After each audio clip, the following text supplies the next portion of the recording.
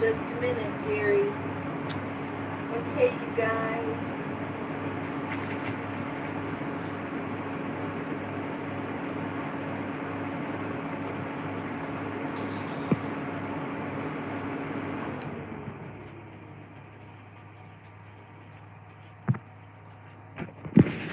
Okay, guys. Sunrise or Red or Susan, can one of you post Dawn's live link?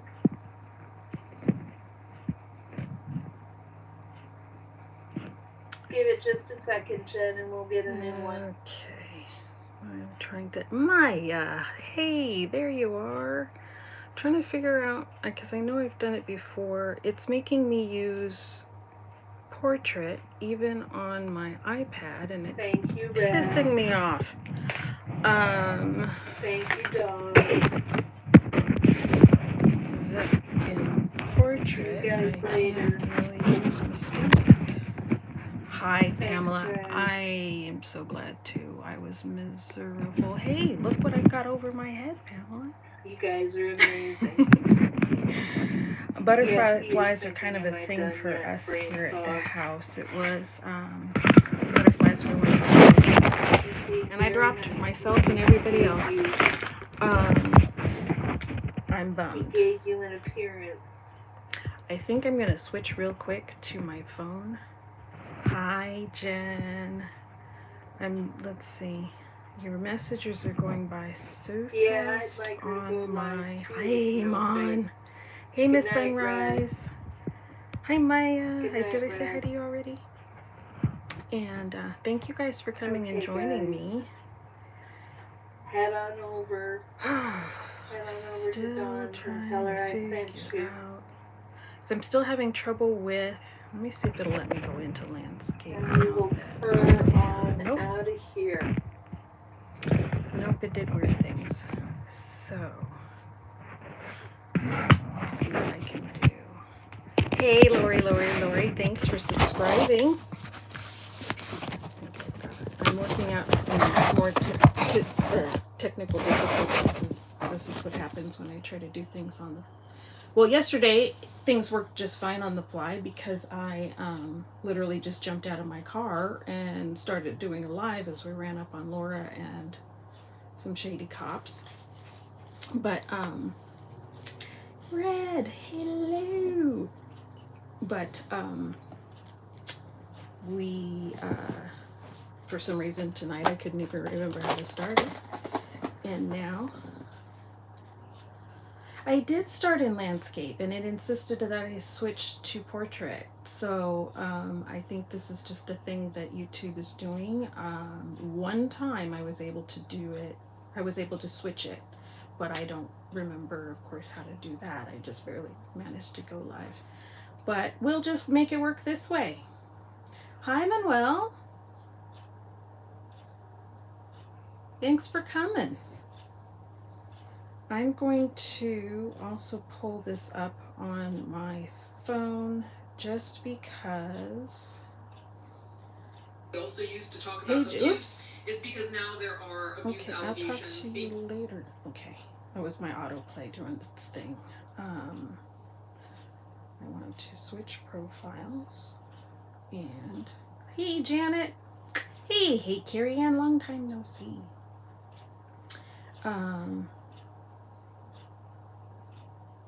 Switch profiles. Going to be this chick. Oh, there I see Crickett's community post now. Yeah, she was nose to the grindstone today.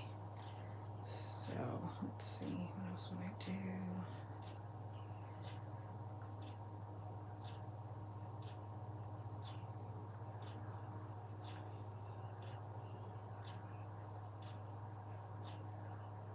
Interesting.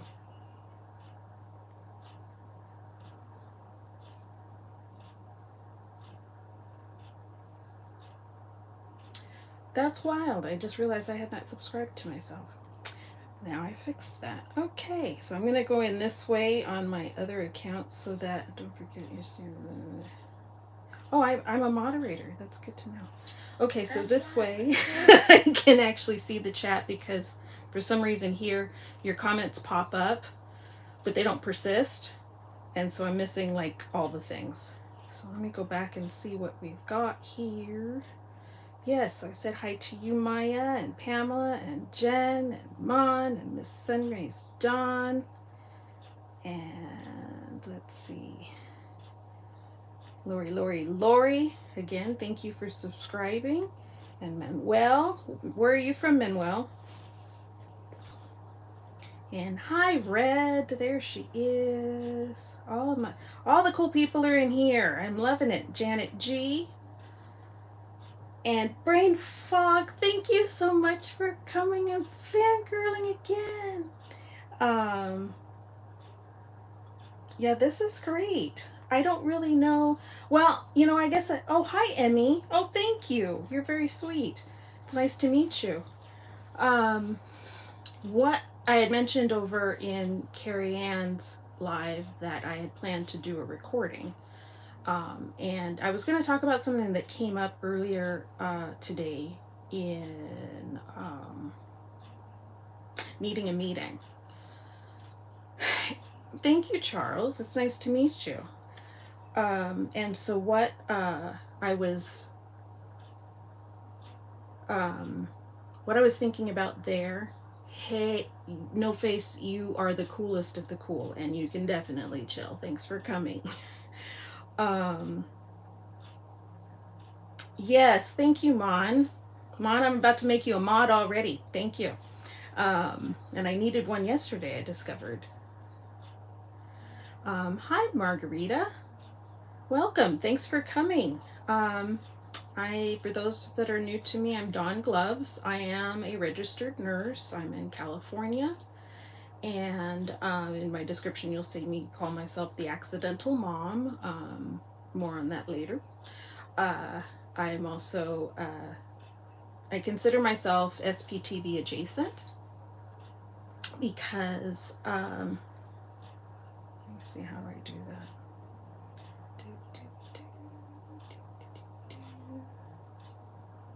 Well, it'd be really cool, Mon, if I knew how to make you a mod. I'll figure it out. Thank you for subscribing. Thank you, Margarita. I don't know about all that. I'm a little old now, but that is true, No Face. Hi, Dawn. I am not a doctor. I'm a nurse. So what I would recommend is that you call your doctor and get that checked out.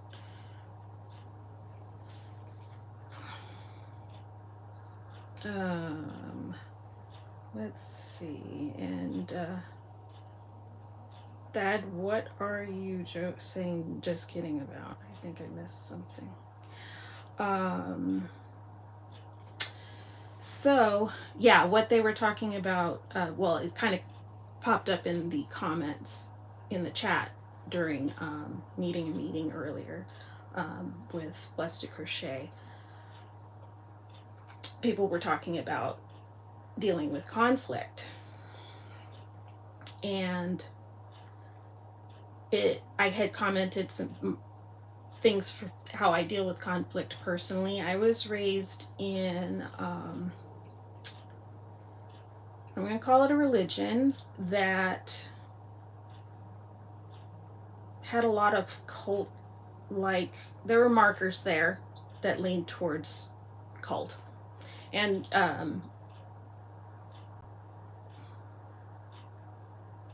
oh, okay. All right, Mon, find a video, make a comment, and then I'll go and find you there.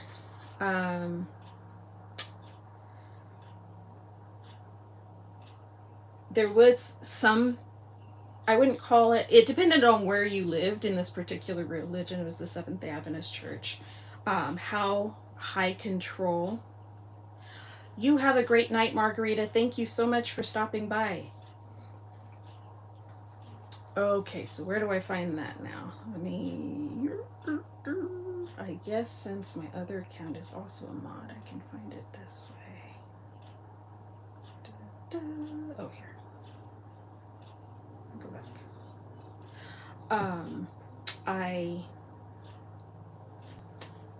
where I grew up, it wasn't particularly high control. My community, the churches that I attended, were a bit more liberal. But my grandmother, who's the one that raised me, came from Texas, which was a lot more stricter and controlled. She actually knew people who had been disfellowshipped for certain things. When she and my grandmother split up. This was before I was born. Thank you, Pamela. How do I say it? Let's see. Oh, now how do I find how it's coming?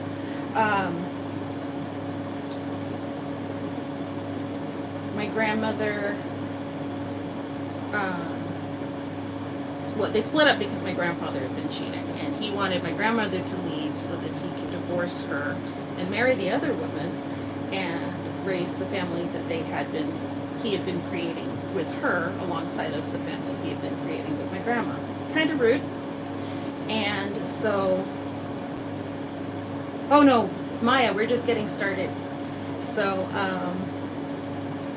okay, Jen.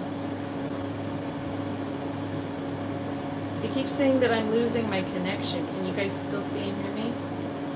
I do. And you know what? I'm going to need it. So what I'm going to do is go into noise canceling, hopefully. If this is not. Okay, can you guys hear me? 5x5. Thank you, Mon. So.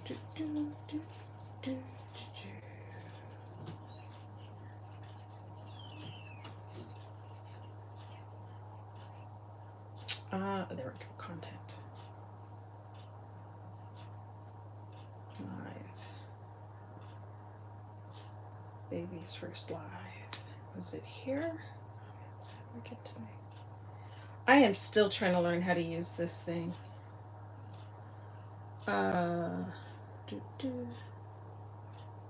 Yeah, I'm not finding your comment. I'm going to have somebody give me a tutorial on this. In the meantime, if you just see somebody behaving abnormally, let me know, and I'll be on it.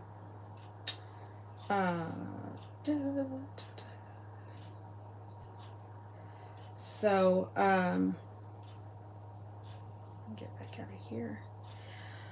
So yeah, somebody had brought up dealing with conflict, and it turned out that a few of us in the chat had grown up in high control situations. And thank you, Mon. While my situation wasn't necessarily abusive, I was raised by a woman who was born in 1921, and back then it was children should be seen and not heard, and that's what she knew. And so that kind of continued on. I would frequently, because I just loved talking to anybody. It didn't matter who they were. And I would try to chime in, and I would get the adults are talking. You need to hush now. And so I just got really quiet. And because of that, I got to where, because of that, I would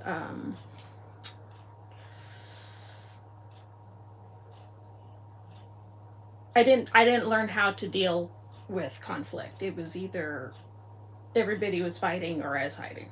And now I can't see my chat. What is going on right now? Here, let me try this. Are you guys still there?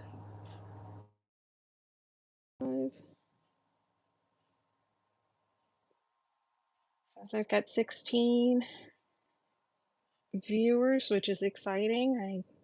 I had a lot yesterday. Trying to follow, but it's lagging, and the vertical is squashing the chat for me.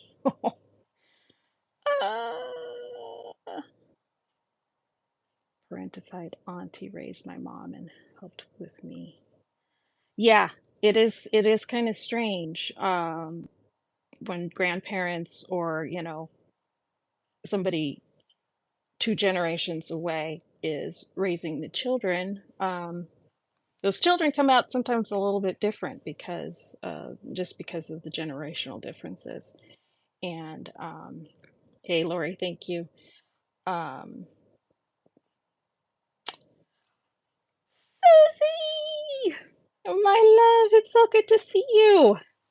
Look at me doing the thing. I'm not trying to replace Cricket. She's taking the night off, but I was awake and I was going to do a recorded video.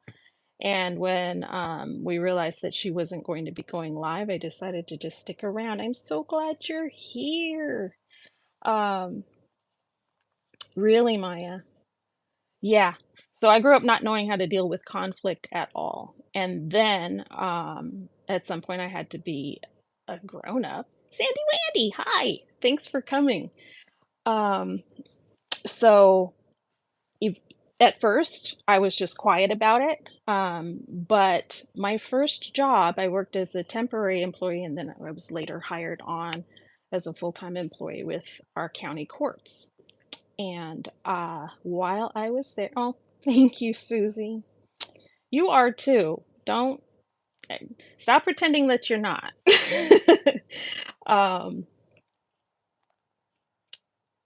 I started working at the courts, and at first I was just in the back doing, like filing and scanning court documents into the new electronic system and things like that. But later, somebody got the bright idea to move me to the counter, the front counter, and I was at one point still attempt doing that. And hi, Kim. Oh, thanks for coming.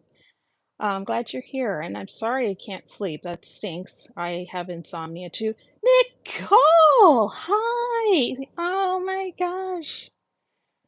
Man, I can't claim the corner booth, but maybe we can shut down IHOP tonight. I don't know.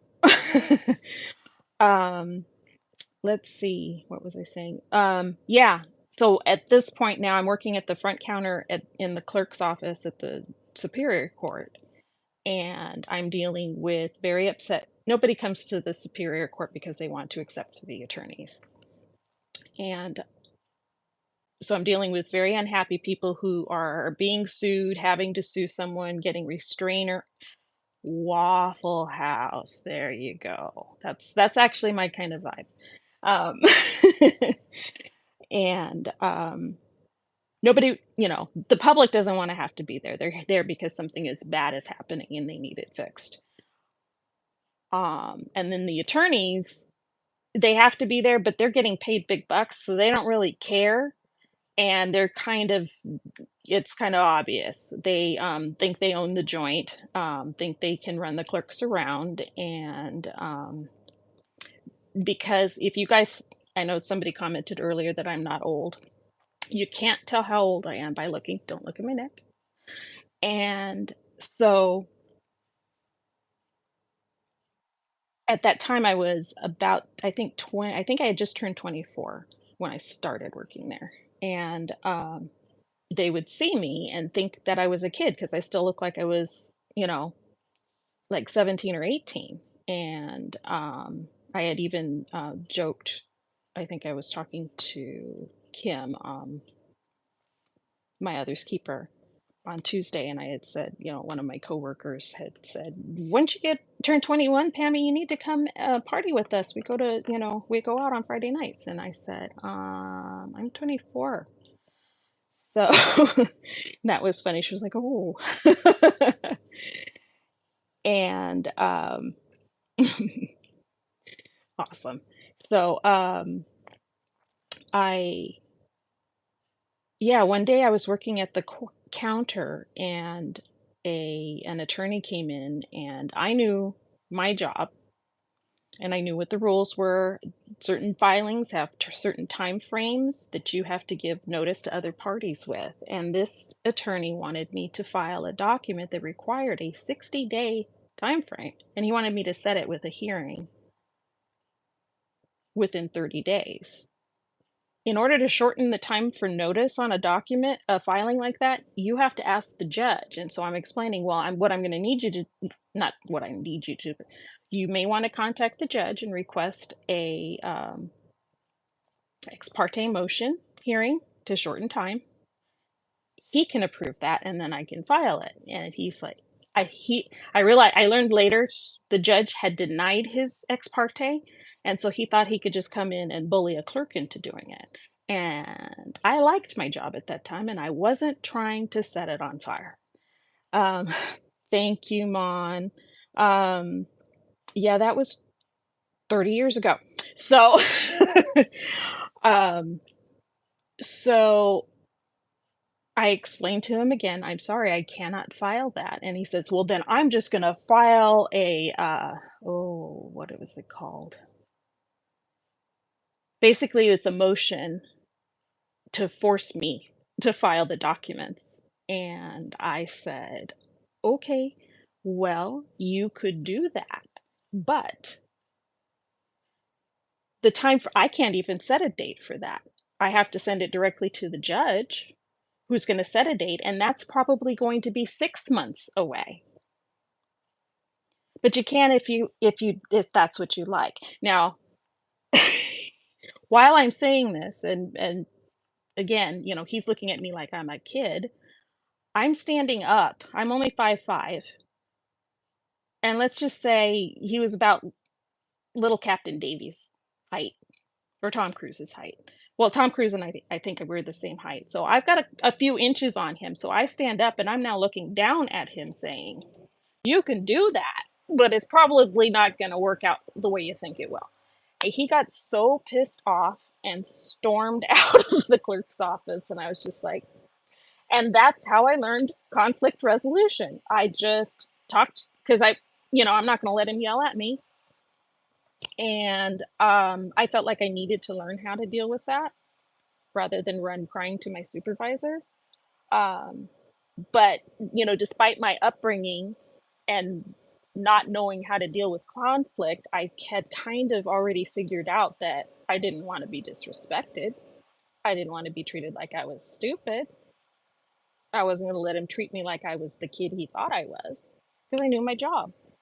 And so I just hit him with some facts and he went away. And I like to say that I grew up in that courthouse because a lot of the experiences that I had kind of tested my mettle and helped me start like really understanding who I was. So it was challenging at times, but yeah. And so now as an adult, that was, in a professional capacity. And I've used that a lot as well in nursing. I actually am able to build rapport with patients early on so that I don't have. Yeah, we have to in order to survive and to advocate for our patients, Jen. Um, and I'm sorry, I'm not going to try to figure out tonight how to make everybody's comments pop up. So what I'll do is I'll try to read them, so you guys know who I'm responding to. But yeah, Jen said nurses know how the system for many good reasons. I think you mean know how to work the system. Janet G says, I'm sure in nursing you have to deal with just about every type of personality from narcissist to passive. And that's true. And it ironically, most of the I'm frozen. What? I don't know. I have a perfect signal. Pup Groomer Jen, hi. Thank you so much for coming. It's good to see you. I'm getting excited about this, guys. I need to do more content, obviously. And Laura yesterday kind of inspired me. And so that's why I decided I was gonna do something talking about a topic, and what I came up with was the conflict because it really kind of struck a chord, the conversation we were having, because people, when you come from not being allowed to use your own voice and then thrust into the world where if you don't, you're going to get walked on. We learn different ways to deal with it. And I guess because I was thrown into a situation where, I went from being a 20 year something year old who wanted to, just get out and experience life to, realizing that some people suck. I had to figure out some way somehow, and I just kind of made my own way, probably modeled on adultier adults around me, the ones that I felt were healthy. And it's so far I've been able to make it work. It's not 100% foolproof. Sometimes things don't go the way you planned, but we do our best, right? And thank you, Susie. Please hit the like and subscribe buttons and help me get to 1,000. Thank you. I was close to 400 earlier. I think it was like only 22 away. I don't know what I have now. And let's see. Let me go back and I'm going to look at some of your comments real quick. Janet G, I'm sure in nursing you have to deal with just about every, I think I read that one, from narcissist to passive. Oh, let me tell you a story about nursing, dealing with a narcissist. So I was a new grad, and this is a weird thing about me because everybody thought I was quiet and meek and mild, and I can seem that way until I feel someone stepping over a boundary or trying to treat me as if I'm small. I don't like it because I'm really starting to know who I am, especially now. And as a new grad RN, I'm working on a very busy medical, surgical, and telemetry floor. We were also considered the stroke unit, so stroke patients came to our unit a lot, and it was busy. And I had received a surgical patient. I worked nights. And so as after I greeted him, introduced him to myself, and I usually would kind of try to come up with a plan. Do you want me to wake you up for vitals or no? Do you want me to, because I was actually able very early on to be able to, if I had them on a IV, we call it a TKO, where we keep them connected, keep their IV connected to like a normal saline drip at a very slow rate, just to keep the IV line clear and keep it from clogging. And then I could actually just go in and piggyback an antibiotic or whatever medications were coming up in their orders to that line and just adjust the rate so that it would flow properly, and then it would go back to TKO. So, hi, Papa Smurf. Um, so I would let them know I can literally come in here with very little light and do that without waking you up if that's what you prefer, so I would just kind of help, plan out my night with each patient that way. And so this particular patient, I'm not going to tell you what he had because no one will sleep tonight. But it was a very bad infection that had to be treated surgically. And it's good to see you, Papa Smurf. Thanks for coming in. Yes, Jen Cell, medical trauma meet workplace and educational trauma. Yeah. And the pandemic brought even more of that. So he required a very complicated dressing change. And I saw that in the orders and asked him what time did he want to do that. And he said, I prefer to do it. Hi, SP Sherry Chicago. It's good to see you here. Thanks for coming. He said that he wanted to have it done, early in the morning, maybe a few hours before shift change. So I agreed to that, and I put that down on my plan as I'm trying to plan out my tasks for the shift. And the shift goes along smoothly. And so around, I want to say it was around 5. Oh, here's the thing. So when I sit down at the computer to look at all of his orders after I've greeted him and we finished report and everything, I see that the surgeon's wound care orders don't make any damn sense. And so basically he wanted me to perform 2 different tasks in the wound care treatment, but the second one was gonna completely undo everything that I did in the first one, and both of them weren't really good for healing tissue.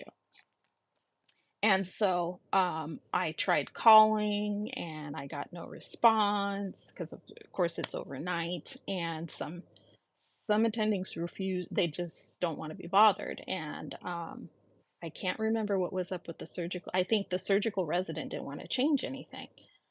So when it came time to do the dressing change, I had to improvise. It's not recommended. But sometimes you have to do what you've got to do. So I did what I could to make it work, and I did the dressing change. And then 2 hours later, this doctor comes on the unit with his residents and his students and just waltzes into the room, walks right by in front of me, and just goes in and completely undoes my dressing. My patient is screaming in pain. I had medicated him with Dilaudid 30 minutes before I did the dressing change to keep him comfortable through it because it was that painful. And this doctor just walks in, doesn't tell me he's coming, doesn't tell me he's removing the dressing, and my patient's screaming. And so I go in there and I said, I really would have appreciated a heads up so that I could have pre-medicated him again before you removed the dressing. And he just kind of brushed me off and went on talking to the students. And so I'm just sitting there finishing up some of my notes and things, getting ready for the shift change in the morning. And he comes stomping out and he's like, "Who did this dressing change?" I'm like, "I did." And he says, "Why didn't you follow my orders?" I didn't give a flying fuck. I literally said to his face in front of his residents and the students, is because they didn't make any sense.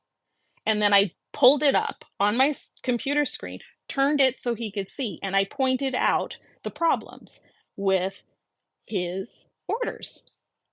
And I'm expecting, I'm going to basically have the the charge nurse come over and just bless me out right here in the middle of the hallway. But she didn't. He didn't even go to her. He stormed off the unit with all of his students and residents in tow, and I never heard from him again.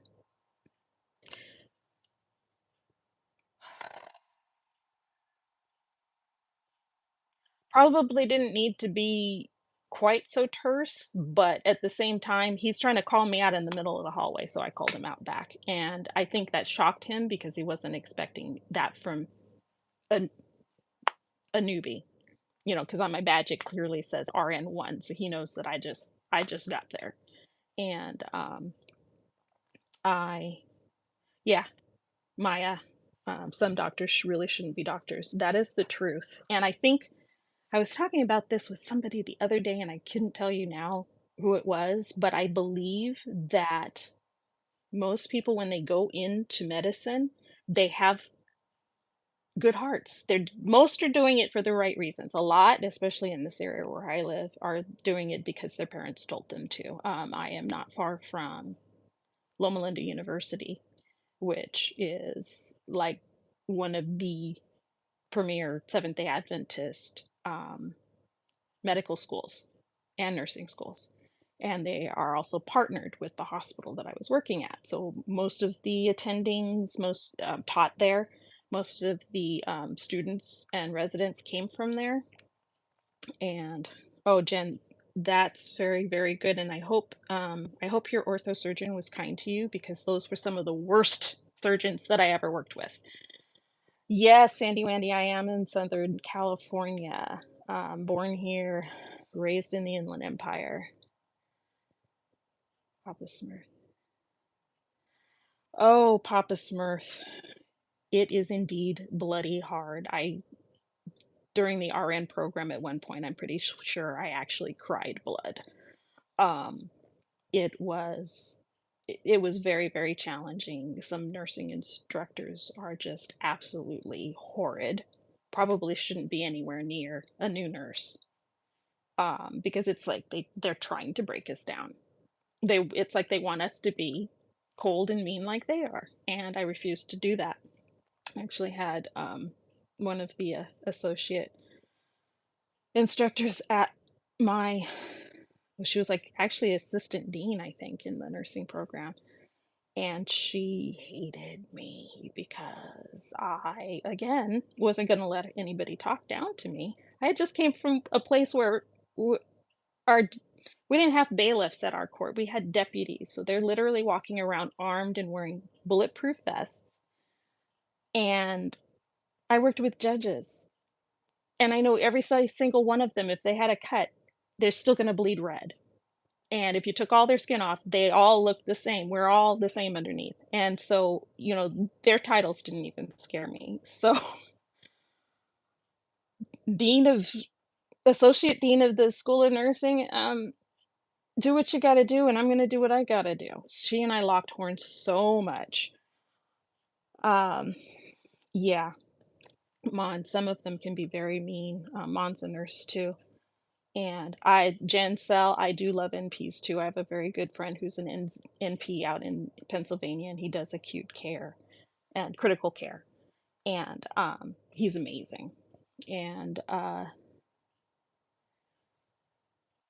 he has a YouTube channel too, but I don't think it's active anymore. His name is Sean Dent. Thank you. I mean, all of a sudden I went blank, and I was very upset about that because I love that guy.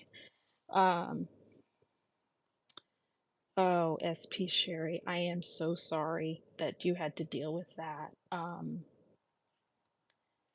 And to me, that's an area where I think a lot of nurses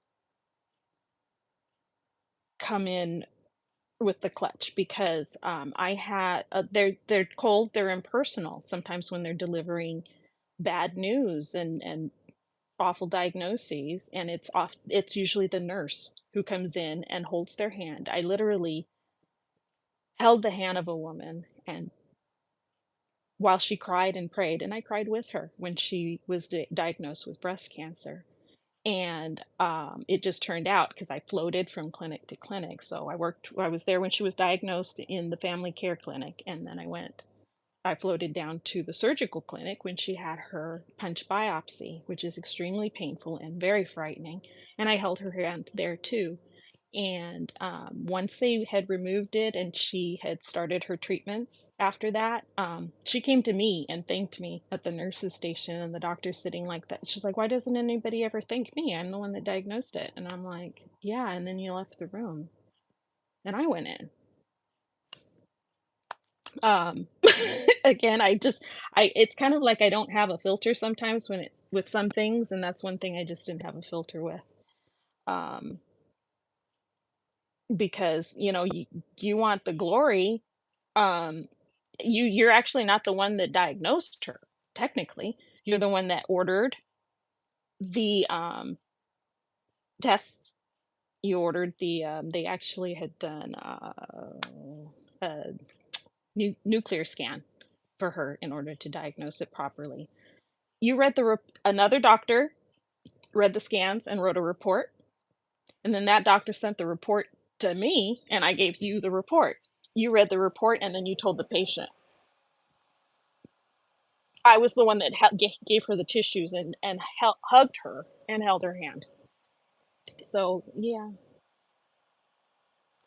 and that's not even why we're doing what we're supposed to be doing. We're not doing it for the thanks. I'm doing it because I care about people, and I want them to be healthy and happy. That's my goal. I tell everybody that my goal here is to do my best to keep you healthy and happy and get you through my shift. And hopefully you will steadily improve and we can get you home. That's the plan. And the doctors, I don't know what's going through their heads sometimes. There are really good doctors. I have an amazing primary care doctor. Um, called brain fog. One of my doctors was afraid of me because I wore black. His PA, who I had for 10 years, laughed about that. What? What is wrong with him? I wonder if was that a cultural thing? I know I was working on a contract in Glendale, and I had a patient who, for her, the color red was the color of death. I can't remember what culture she was from. And her nurse came in wearing completely red scrubs. I never do that. I always wear either navy blue or what's called a seal blue. It's a light blue.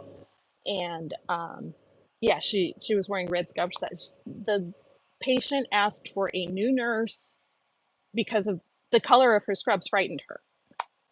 You don't want, if you associate a color with death, you don't want your carer to be coming in that color. And yeah, there's a lot of things that I hope all nursing programs and medical programs are doing this now, but teaching cultural awareness and cultural sensitivity, because we have to recognize that sometimes some of the things that we do and we think are absolutely normal are not normal to other people and can actually be triggering or very offensive.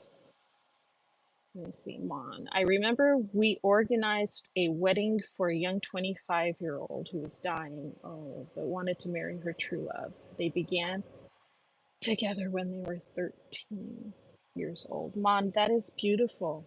That is absolutely beautiful. And that's the things that the nurses that really care are willing to do for their clients, their patients, because, and I always say, I can anybody can be trained to operate an IV pump and hang the medications and perform the um,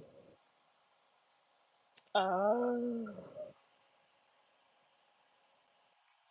what he doesn't know is that goths can wear anything they want, or actually they can too, but witches can literally wear whatever they want. He's a fool. So um, I worked at a rehab down in Paris, California, um, which is not far from. Oh no, it wasn't Paris. It was Hemet, down not far from where Ant Base is, and we had a patient who had been there pretty long term. No one ever came to visit, and one night it was his birthday, and it was one of the CNAs. I was charged, and one of the CNAs came to me and told me what was going on, and we're like, well, we have to do something. And so she went to the vending machine and bought Hostess cupcakes out of there, and we took them to his room and we sang happy birthday to him, because to me, patient care is more than just giving the meds and doing treatments and procedures. It's one thing I like about Loma Linda University is their motto is to make man whole, and it involves all aspects: spiritual, physical, emotional, and I know there's four, but I can't remember what the fourth is right now. Probably hopefully mental. They actually do pretty well with mental health services as well. Medical translators need to be mandatory. Technically, they are here in California, but a lot of people still will take shortcuts when it comes to that, and that's not cool, because that's one thing about working for the county hospital. So I would bring in a patient, usually a mother, and she's Spanish speaking, and she's kept her child from school to bring them to the appointment to translate for her. So many problems with that. Number one, the child should be in school. Number two, the child is going to hear and see things that he or she really shouldn't be exposed to right now regarding their own mother's health. Good night, Lori. Thank you so much for being here. I really appreciate you for that. And sorry if I'm all over the place with topics, but like I said, I didn't really come in with anything. How can you get proper exactly? And so usually they don't have a child translate when it's comes to a matter of consent. For me, hi, AF Ophelia. It's good to see you. Thanks for coming. Yeah, Club Brain Fog. It's messy, but a lot of parents did it because the child has been in school and has learned how to speak English, and they haven't yet. And yeah, I don't like the phones. When I was with Adventist Health in Los Angeles County, they had video translators, and they had multiple languages. Oh yeah, Papa Smurf, Hippocratic Oath is global, and the United States also has what's called HIPAA, HIPPA, and it protects personal medical information. And a lot of what happens when we don't use professional translators is HIPAA violation. And it's wrong, but people take shortcuts because they want to just, get stuff done quick. And so they don't take the time to locate either an in-person translator, or oh, nobody charged the video translator, so I can't use it. And it's just awful. Yeah, children should never be put in that position to translate for their parents. Sandy Wendy.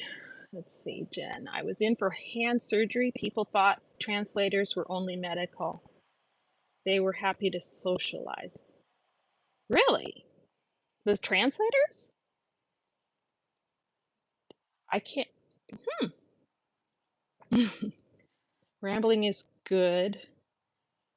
Makes you more of a person. That's why I don't use a script. I rarely use notes too, which I'm sure people know you're doing. Thank you very much. That sounds great coming from you, Brain Fog.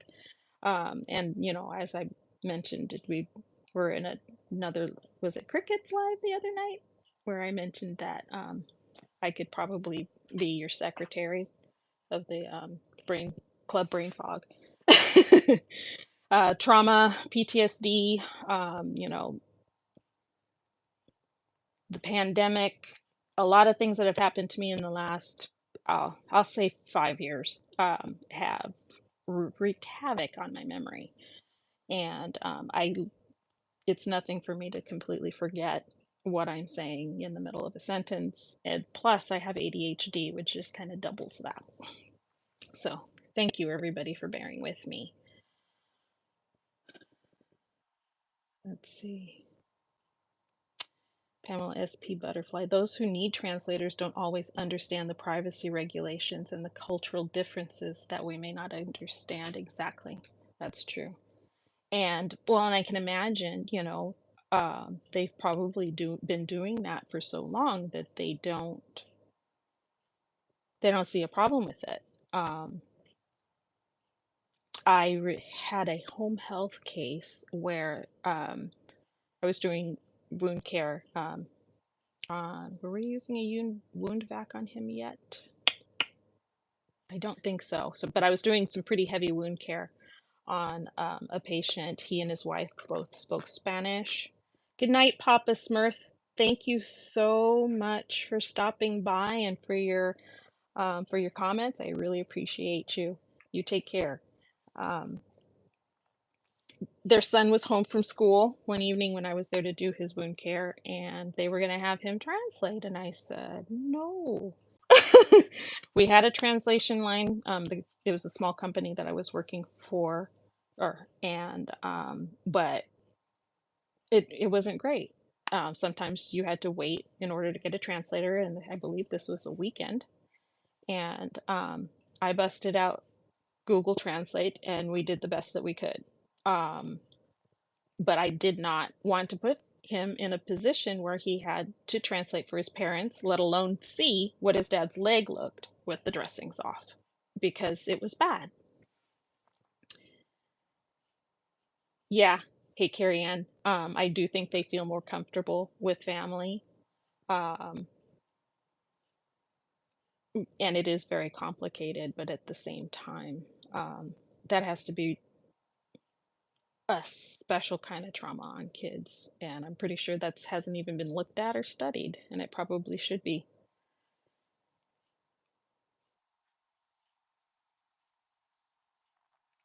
Let's see, what else am I? Yes, Mon, and I do have the CPTSD. A lot of my traumas go way back to early childhood. So, and trauma has an effect on your brain development when it happens early on. That's what I found, and then additional traumas that come along are cumulative.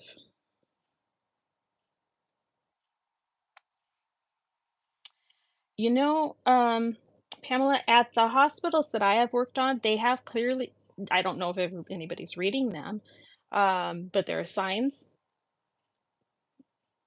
explaining patient rights in multiple languages, and they explain that they have the right to someone to translate into their own language, and then we reinforce that information. We're supposed to. People take shortcuts, but we reinforce that information as nurses on admission, and then sometimes you just know. I would have some patients who could speak some English, but if I wanted to make sure that they really understood everything that I was trying to explain to them, because if you speak a little English and I'm telling you something complicated about your health, I need you to understand every word I'm saying, and I'm going to find a translator. Um, there are some things, if it was just something simple, um, I could, and it was Spanish, I could usually get through it. If it was just something small and simple, something routine, like, I'm gonna give you some eye drops. I knew how to say gotas.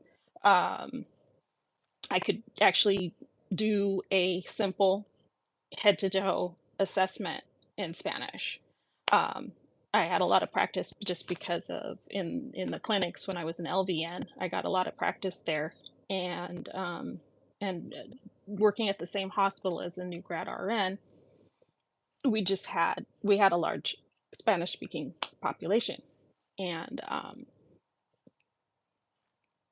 so there's some things where you can kind of work your way through if you know, but you have to be wise about it. I'm not going to try to explain the details of a complicated surgery to someone in Spanish because I don't know all the appropriate words for that. I'm going to find a translator. And I had a surgeon get pissed off at me because I insisted on finding a translator before I would sign to witness a consent. I was not going to do it until I knew that it had been properly explained in the patient's native language. Oh, Nicole, yes. ADHD and CPTSD together are a fun ride. Yeah. Sometimes play off each other and cause more trauma. Thank you. I feel seen, Nicole. I really do. I wasn't officially diagnosed with ADHD until I was 51. Yeah. And then that was right between two major traumas. So I experienced a major trauma that November. I finally got tested for ADHD and tested positive in December. This was a 2021, and then in 2022 was the big whammy trauma that I'm still trying to deal with today. So, oh no, Jen, you did not drop a trigger at all. I wonder if a kid is translating first and the meaning is on delay. Mom has cancer. Yeah, I can't even imagine what it would be to translate a diagnosis for your own parent. That's just that just seems absolutely horrific to me. And back to the patient that had breast cancer, received the breast cancer diagnosis. We brought in a translator to explain that to her. So, yeah, um, communication in healthcare. I could probably do an entire video about that because it kind of sucks sometimes. Um, again, people just want to get in and out. Doctors and some nurses don't want to deal with all of the psychosocial aspects of communicating in healthcare, and so they take shortcuts. And none of that is cool. We shouldn't have to, stick around long enough so that the patient can ask questions. They have a right to do that. They have a right to answers, and that should be provided to them in their native tongue. Hey, Carrie Ann said, in detail, the condition, one simple word doesn't exist. But most translators won't go to the trouble, and doctors have no idea. It's scary. Problems all over the place. DEI is necessary. Carrie Ann, what is DEI?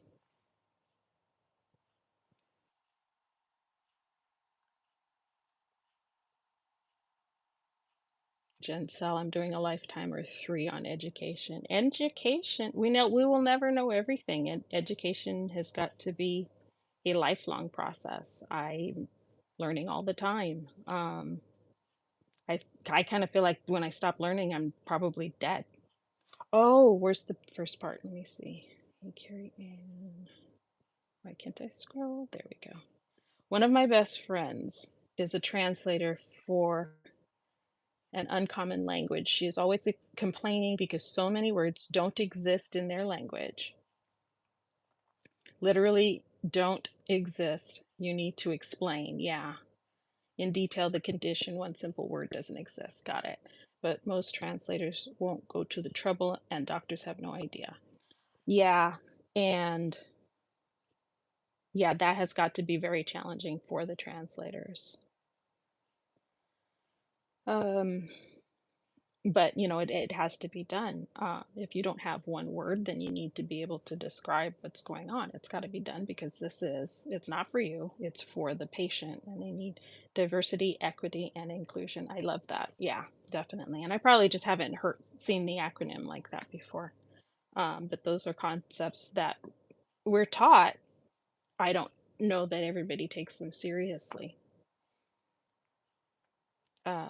Let's see, Mon. In Australia, oh, wait, let me go back. Nicole Yonker says, I was diagnosed with ADD as a kid, but my brother was also. Might was called slight. Oh, mine was called slight and manageable, but they didn't bother doing more investigation into how my brain was working. You're lucky, Nicole, that you got diagnosed. My brother was diagnosed. I wasn't until I was an adult. And it's because after I went back to get my RN, I suddenly discovered I could not sit down and enjoy reading a book. And I was talking to a therapist about that. This was in 2020, where, I'm in isolation, and on my days off, I wanted to sit down and read a book, and I couldn't. And so the therapist, was asking me questions, and she says, "Have you ever been evaluated for ADHD?" And I said, "No, my brother has that. I don't think I have that." And she said, "It's not just hyperactivity.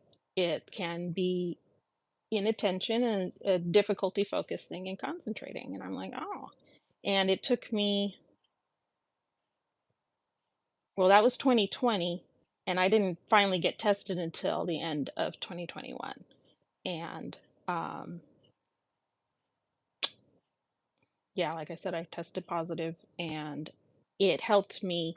I didn't want the diagnosis so I could say, oh, poor me, I have ADHD. I needed, since I turned 50, I've been on a quest to understand my brain, why it works the way it does, and how I can get it to work better or learn to deal with the things that I can't fix. And that ADHD diagnosis allowed me to put into place a lot of things that had happened to me or that I dealt with in the past that I've been downing my own self for, saying that, oh, I'm dumb, or I can't do this, I can't finish things, um I'm lazy, I'm not trying hard enough. Yes, exactly, Nicole, to understand myself better. And I'm really glad that I did it. The timing kind of sucked, but it kind of, I was gonna have a crash course in getting to know myself anyway. Sorry about that. My battery is getting low, so we might not be on here much longer. I can't charge it because of the way I have to stand it up. But yeah, crash course on getting to know myself, just because of the traumas and things that have happened in the last 5 years, and the changes in my life that they brought. Like, I became a parent of a 14-year-old in, oh, that's right, I promised to play a song. Um, parent of a 14-year-old in 2022, suddenly, overnight. And that happened when my best friend passed away from, well, she died. She died of a fentanyl overdose. And she had basically told everyone in her family and me, if anything happens to me, I want you to take care of my daughter. And I promised. And so here I am now. I had never planned on having my own children. I um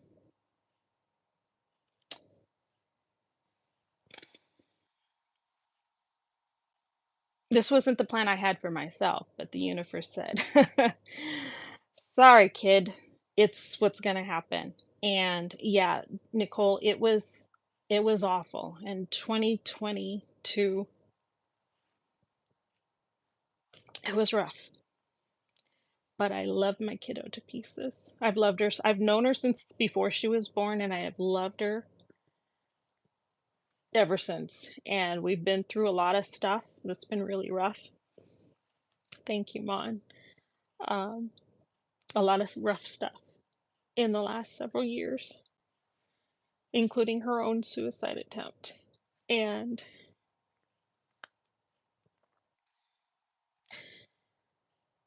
making it through it somehow. I think what we have going for us is the fact that we love each other a lot. She probably will never say it. She rarely does, but then she'll say, "Hey, what do you want to eat for dinner?" And then she'll, make me something really cool, like a chicken Caesar wrap or something. She's really amazing. And if you can want to go back and see my live from yesterday, it's up. Um, oh gosh, Janet, no, I'm lucky to have her. Um, she's an amazing kid. This kid stood up to a guard, well, Jason, the security guard over at Blue Building. Yeah, Maya, I get that. Um, but like Saturday night when our cat died, I couldn't even hug her. Because she has her own complex PTSD as well, and yeah, we're both learning how to deal with our traumas and our feelings, and it's kind of hard because I was starting to work on mine when her mom passed, and trying to learn how to guide her through it while you're yourself grieving is rough. It's rough. And some days, a lot of days at first, I didn't know that if I could even do this. But we have a lot of support from both sides of her family. And it takes a village, right? I need help from everybody in order to do this. I can't do this by myself. So, um, let me see. I'm trying to find. Oh, I found it. Night meds. Okay, guys, are you ready for the night meds song? And then I think we'll go ahead and we've been going for over an hour here. Nah, Red, I'm not. I'm literally fulfilling promises that I made. And I want this kid to make it. I want to see her flourish and be the amazing human being that I believe she can be. That's all. That's absolutely all. It was. I've got on my timer, it says 66 minutes and 27 seconds. Yeah. Janet, let's. Oh, I missed your comment, Janet. And. Darn. Yeah, I don't know. Oh, now I have the chat back. Okay, that's weird. Janet G said, my daughter is so great now. She's past her suicidal ideation at the age of 25. That's good to hear. I thank you for sharing that because I need all the hope I can get. It's scary sometimes. It's really scary. Yeah. Let's get some ones for Janet G and her girls. All right, I found the Night Med song, and so let's get that going. Let me see. I'm trying to think of how. I think I'm just gonna hold it up to the mic in my ear, and we'll do it that way. Oh, let me pause that. Crank up the volume. Rewind, and here we go.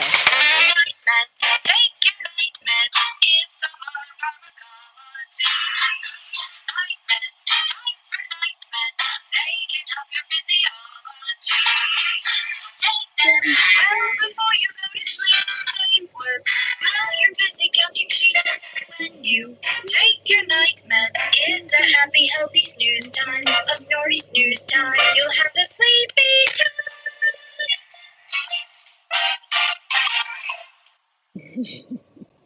I loved how she did that. It was fun, and yeah. Sometimes I actually text that to the kiddo to make sure she's taken hers. She loves Cricket. Um, let's see. Yes, sip first so the things don't stick. Don't get. Oh gosh, if I could tell you how many times I forget that and get trazodone stuck right about here. All right, you guys. I think I'm going to call it a day. Thank you so much for coming over and joining me. This was fun. I'm really glad that we did this. It just kind of popped in my head. Well, instead of doing just a static video, why don't you actually talk to people? So thank you very, very much. I'm going to try to figure out a schedule where I could slip in and do my lives. We're all night people. Thank you, Sandy Wendy. I did have a good time. Thank you, Pamela.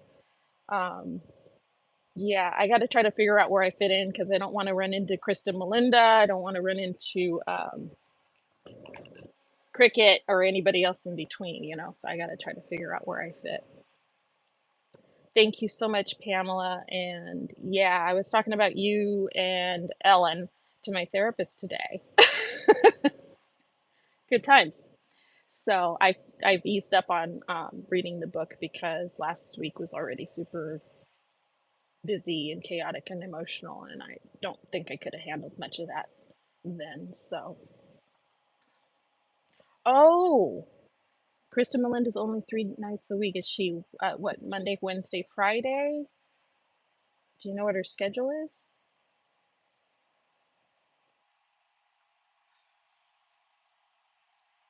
Because I'd like to come up with something consistent. I need to do that because if I just leave it to when I'm inspired, I wind up saying, "Oh, I'm too tired," or "Oh, my makeup is, off," or, whatever.